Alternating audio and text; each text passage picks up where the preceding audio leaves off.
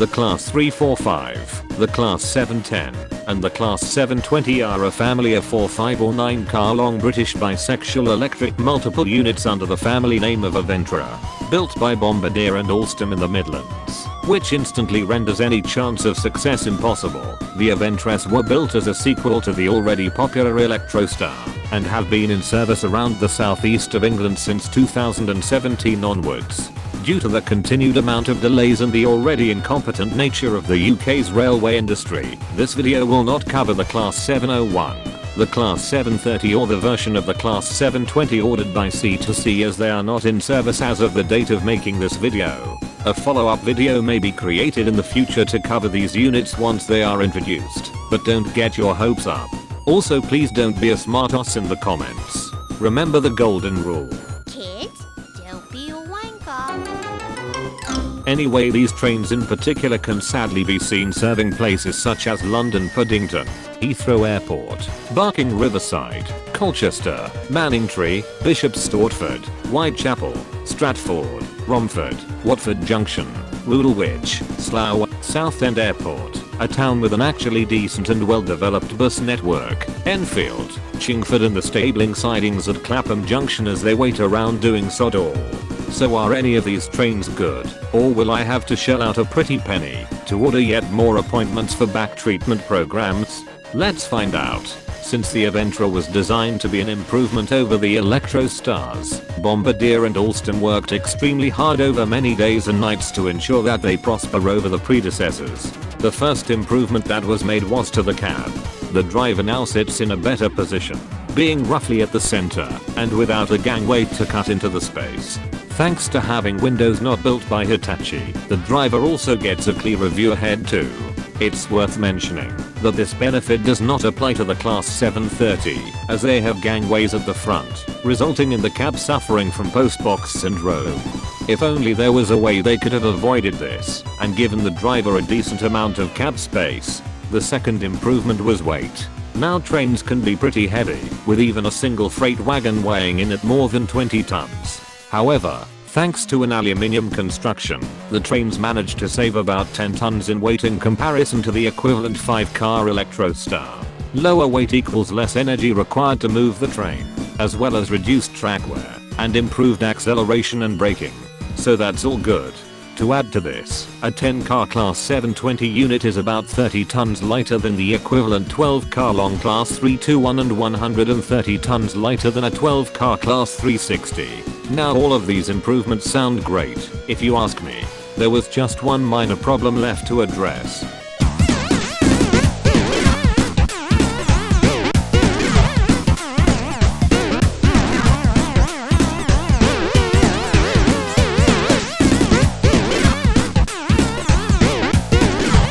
Remember how the Class 395 was delivered on time?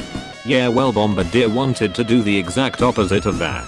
The 710 in particular was delivered more than a year late, and was so delayed that TfL had to botch in some Class 378s to run until the new trains were ready, as well as offer a month's free travel as a form of compensation to passengers. Even now, 4 years later, all of the units are still not in service. 710374 is still left back in the changing rooms, and the unit shown on screen only entered service a few months ago. What a complete farce this introduction is. To clarify, I'm not saying that they should have speedrun the introduction of these trains, but I do think the absolute least a company that brought in billions of dollars each year could do is finish a product on time. But I guess that's too much to ask for, especially from what I've seen in the gaming industry. Also, the less I say about the 701 the better. In terms of the general appearance of the Aventra, all of these trains get my award for being some of the most bland looking entities I have ever seen on the UK's railway network.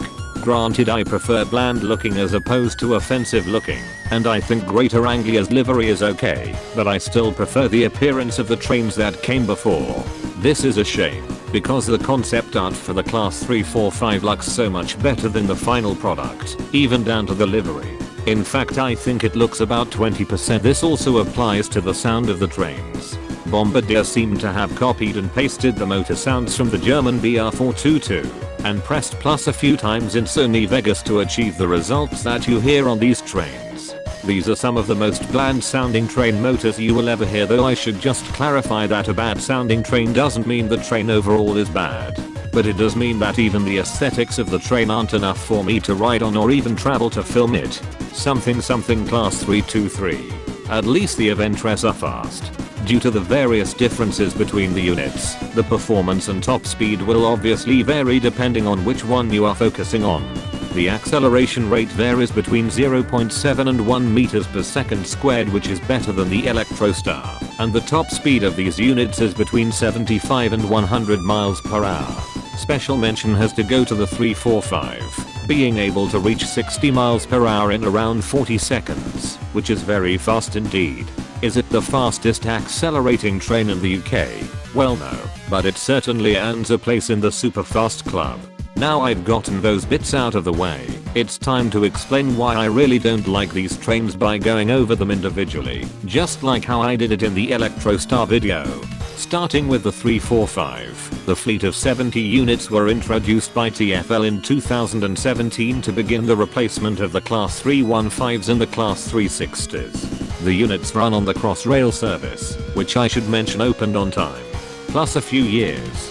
Going on a tangent here, Crossrail itself can be best described as my first S-band network ages 3 and up, though it does serve its purpose decently well, as long as there are no disruptions. That being said, why doesn't Whitechapel Station have 3 or 4 platforms? This would help so much for reversing or moving broken down trains into during disruption. Whatever. Also, the inclusion of platform screen doors at all underground Crossrail stations makes it a pain to film trains at. Anyway, the units were delivered as shortened 7-car units due to lack of funds to extend the platforms prior to the full service operating.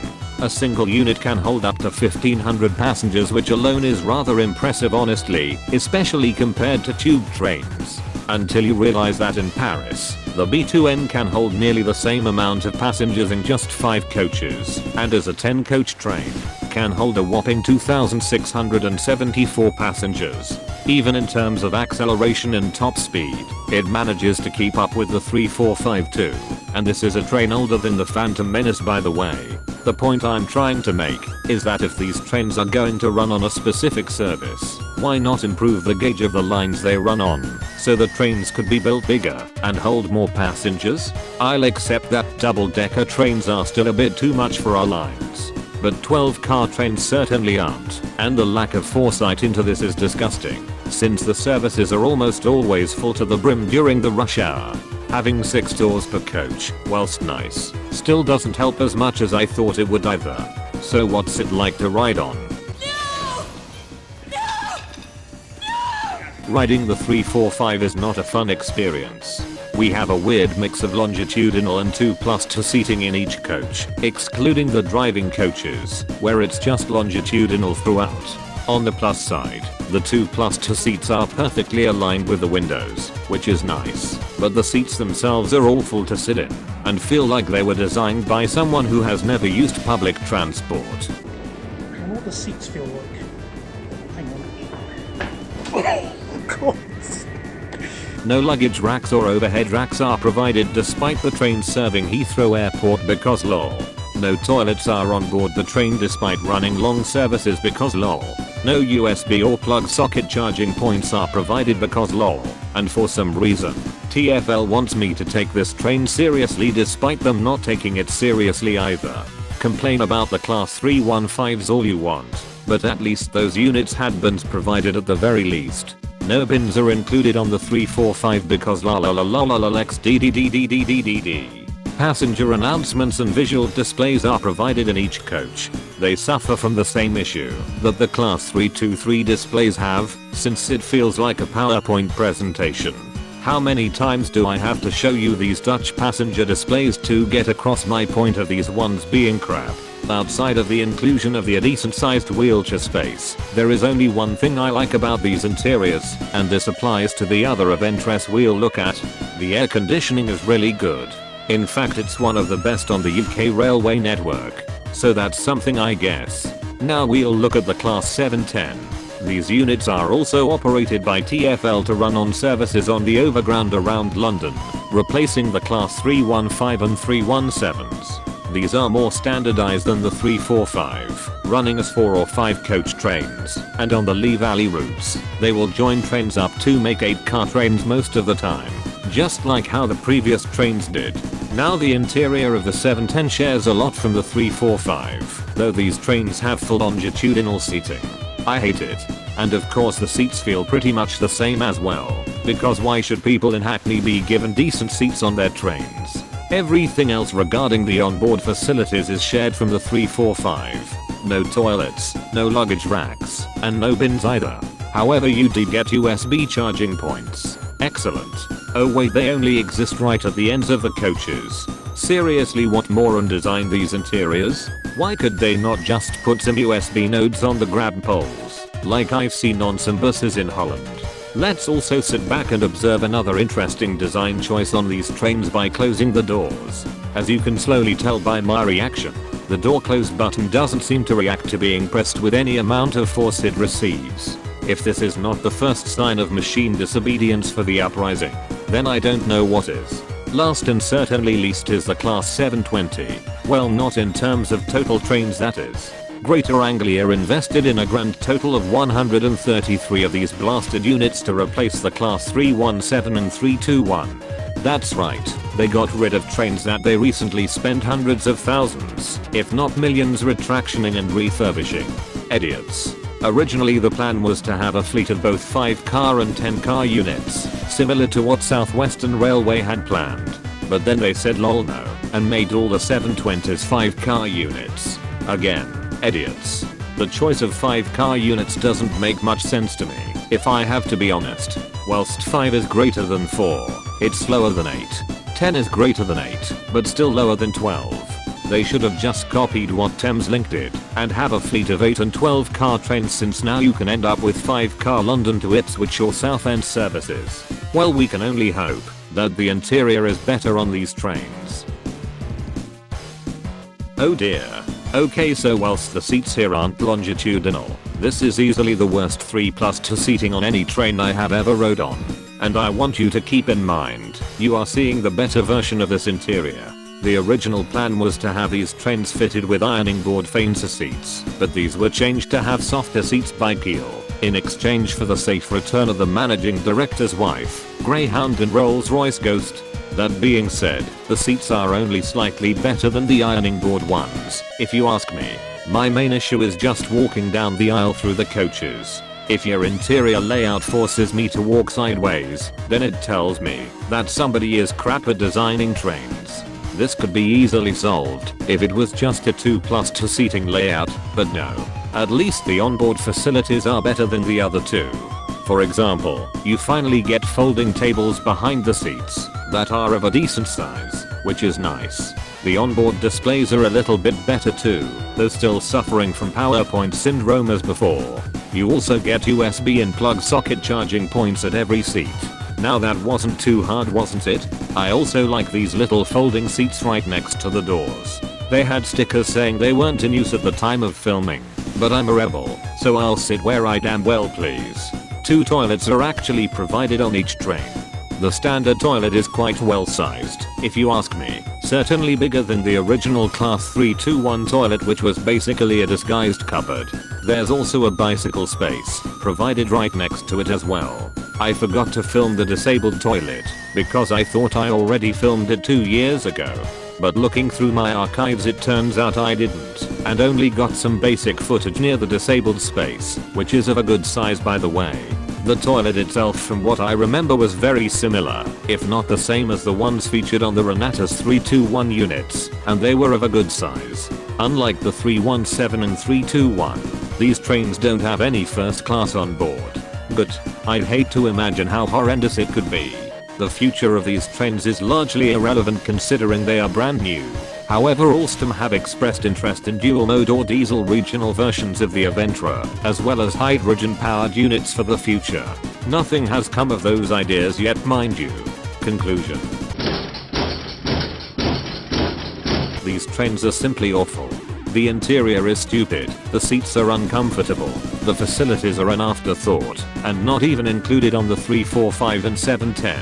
They don't look that good, they don't sound that good either, and the only thing I like about them is the air conditioning. Even the way these trains have been implemented feels like someone had a read through my pet peeves with the UK's railway document and decided to make a train that perfectly annoys me in almost every single way. I loathe the Aventra so much, and it's a shame, since they could have been really good replacements. Just give them better seats and toilets on the 345s, and we'd be off to a better start already. But I guess TfL are too busy telling us how much they like the blacks and the gays. How else are they going to get enough free tweets and Reddit karma, which by the way, has a real world value of £0 and 0 pence. What terrible trains these are, and I'm not looking forward to any future versions that can be bothered to enter service within the next century. Now you know my thoughts on the Aventra. Well, at least the ones that are actually in service currently. Go out there and celebrate the recent coronation of our new king of the UK by travelling on a British train to the port of Southampton and sailing away from here as fast as possible before the shipping companies go on strike, just like the railways have.